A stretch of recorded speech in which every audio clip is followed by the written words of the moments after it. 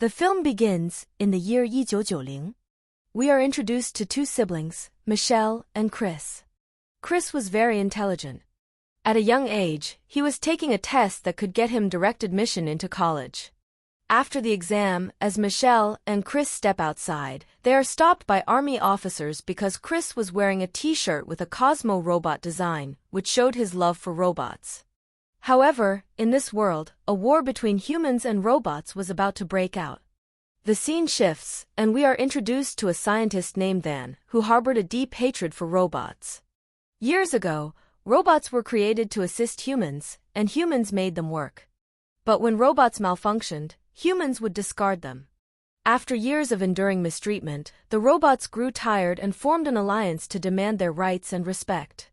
The leader of this alliance was Pinot. Humans did not like this move by the robots, and a war broke out between the robots' alliance and humans. Eventually, humans did not change their behavior, and the war began.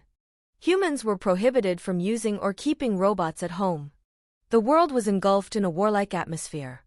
During the war, a military officer named Evans reports to his superior that the robots are overpowering humans because they do not tire. Just when humans were about to lose the war, scientists then introduced a new technology. To help humans, he created Neurocaster robots, which humans could control using their brains. This technology was named Neurotech. Humans wore neurohelmets, which allowed them to control Neurocaster robots and fight the war. Neurocaster robots were just like regular robots, they did not tire. Within a few weeks, with the help of this new technology, humans won the war against the robots. The award for killing the most robots went to Major Mark. After the war, humans made a contract with the robots, which stated that instead of destroying the robots, they would be imprisoned in a facility. Time passed, and scientists then advanced his Neurotech technology further. He divided the human mind into two parts, allowing both parts to be attached to Neurocaster robots simultaneously. This meant that a human could control two Neurocaster robots at the same time using just one brain. Humans could now perform multiple tasks using two Neurocaster robots at once. Additionally, humans had the option to attach one part of their brain to a Neurocaster robot and use the other part to enjoy their life. This advanced version of the technology became very popular, and people all over the world started using it. It was even taught in schools. The scene shifts to the year 1994. Our lead character, Michelle, is shown living with her foster dad. Michelle is taken to school, where it is shown that all the children are being taught using neurohelmets. However, Michelle does not use the neurohelmet because she prefers the human way of learning.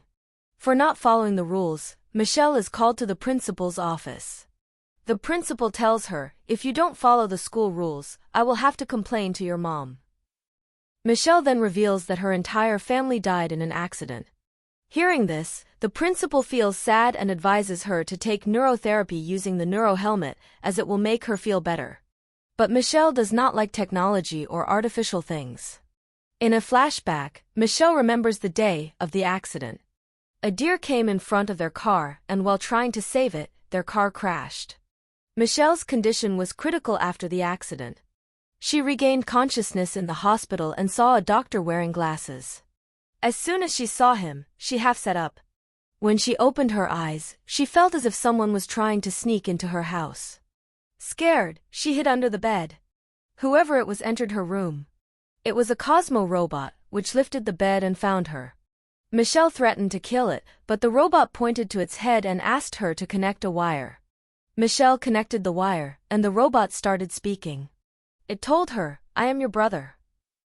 As soon as it said this, it suddenly fell. Behind it, Michelle's foster dad had attacked it. In this era, keeping robots was prohibited for humans. He tells Michelle, "Get this robot out of the house immediately." Michelle steps forward and says, "It came inside because of your carelessness." Seeing his rudeness, he attacks Michelle.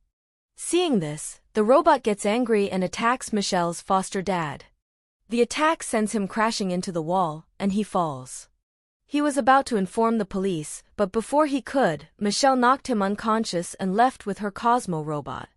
After traveling quite a distance, Michelle stops and asks the Cosmo robot, "Why did you say that you are my brother? Do you have my brother's consciousness?" The robot replies in the affirmative. Michelle gets emotional and asks, "Then where's my brother's body?" The robot points and explains that the doctor with glasses knows about her brother's body. Michelle remembers that it was the same doctor who had told her that her brother was dead. Michelle now opens a map, and the robot points to a location, indicating that they will find the doctor in the middle of the robot facility. They set out for that place. On the way, the robot notices that the condition of the humans here is very bad because they have started misusing the Neurotech helmets. They even use them for drugs. The robot feels bad seeing the deteriorating condition of humans. At this point, we see a man named Evans. He is the same military officer who had reported the bad news that humans were losing the war to robots. But now he is not in military uniform, perhaps he has retired. He supplies guns to the area. Here, he gives a gun to a Neurocaster robot. As soon as the robot holds the gun, it refuses to pay for it and instead threatens Evans with the same gun. Before it could kill Evans, someone attacks it from behind and disables it. It was Evans' robot. Evans had illegally kept a robot with him. Now, the two of them load the Neurocaster robot's body into their truck. Taking advantage of the situation, Michelle and her Cosmo robot also get into the truck, knowing that they would now enter the robot facility. It is revealed that after regaining consciousness, Michelle's foster dad had complained to the police that Michelle had a Cosmo robot. To kill the same Cosmo robot, the government hired Mark, who was an expert in killing robots, and he is now pursuing them. In the next scene, it is shown that where Evans had stopped the truck was his house, and his house was connected to the robot facility. As soon as they enter the house, Michelle and the Cosmo robot also get out of the truck, and the two of them hear their voices. Evans points a gun at them. Michelle explains her purpose, saying that she only wants to go inside the facility, which is why she got into Evans' truck. She knew that Evans was involved in taking and selling things from inside the facility. Evans then says, "It's very dangerous there, you can't go. If you still intend to, then leave." While they were talking, Evans heard someone climbing up. He quickly told both robots to hide and saw that Mark's Neurocaster robot had arrived. It says, "Tell me, where are your robots? I know Michelle is helping a robot, and it is with her." But Evans says, "No, this is my sister, and there is no robot here." Upon hearing the lie, Mark attacked him. This angered both robots, and they retaliated by attacking Mark. Seizing the opportunity, Michelle turned off the switches here, and the four of them escaped. Mark's Neurocaster robot was buried under debris. The real Mark, now furious, removed his neuro helmet. The group fled to a dangerous place. Evans was furious because there was no other way out. He lashed out at Michelle. Meanwhile, scavenger robots arrived, killing other damaged robots and using their parts to extend their own lives. Evans' robot, Tim, found a massive robot and a van. Evans' robot began controlling the large robot. Just as they were about to leave, Michelle asked for their help, saying she knew a doctor who lived here and could help them escape. Evans agreed to help, and they boarded the van, which the large robot carried. Michelle asked Evans, "Where did you get this robot?" Evans explained that he found it during the war.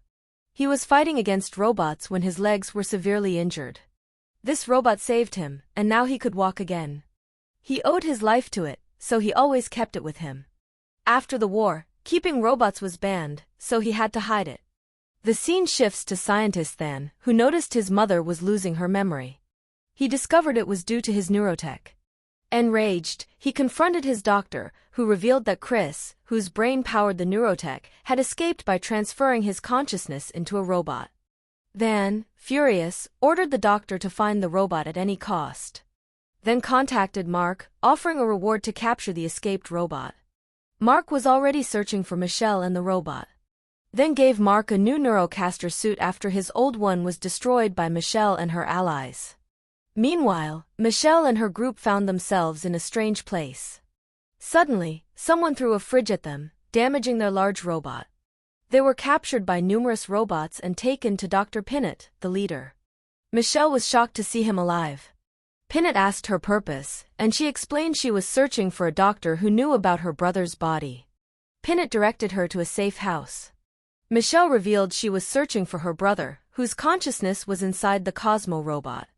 Pinot was troubled, unsure what to do with a child in their facility. Michelle and Evans prepared to leave, with Pinot sending some military robots to assist them. As they left, Mark arrived at the facility and spotted them.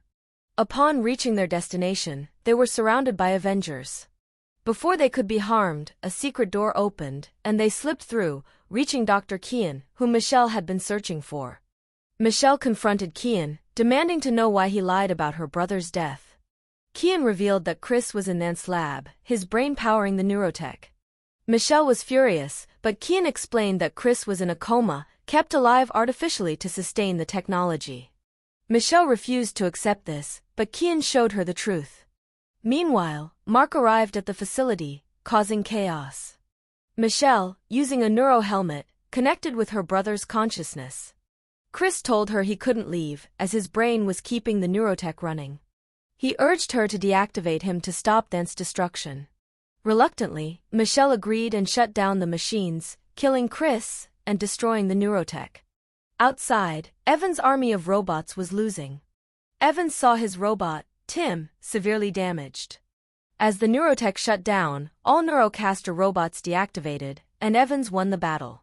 Overjoyed, he remembered Tim, who was now destroyed. However, he discovered a smaller version of Tim still alive inside. Michelle gave a speech to the world, revealing the truth about Nant's exploitation of her brother. Then was arrested, and the world learned the dangers of relying on Neurotech. In the post-credits scene, a group of dead robots, including the Cosmo robot, suddenly reactivated, hinting that Chris' consciousness was still alive. The movie ended on this mysterious note.